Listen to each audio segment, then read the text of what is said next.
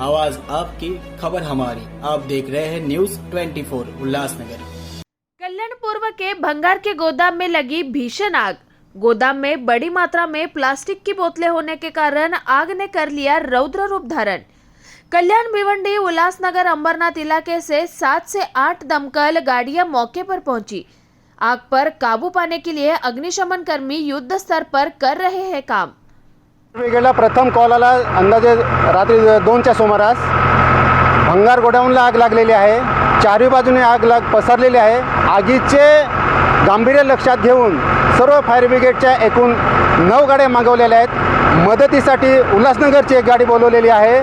तसेच 2 टँकर पाण्याचे बोलवून घेऊन घटनास्थळी दाखल झालेले आहेत। आगीवर पूर्णपणे नियंत्रण केलेले आहे। आग आटोक्यात आलेली आहे सध्या। नाही, आगीचं निश्चित कारण तर सांगू शकत नाही, कारण भंगाराची आहे। कशामुळे लागले हे निश्चित काय सध्या तरी सांगता येणार नाही। तथापि आग पसरण्याचे कारण हवेचा जोर जास्त आहे।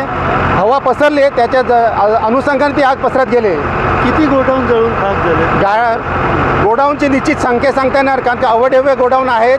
ज्या ठिकाणाहून मटेरियल असं टाकलेलं आहे, साधन सामुग्री अशीच आणून टाकलेलं आहे। त्यामुळे निश्चित सांगता येणार गोडाऊनची संख्या किती आहे ती। घटनास्थळी अद्याप कोणतीही जीवितहानी झालेली नाही, तशी आपल्याकडे कोणतीही माहिती प्राप्त झालेली नाही आहे। काय नाव तुमचं? मी दामोदर वांगड, उपमुख्य अग्निशमन अधिकारी।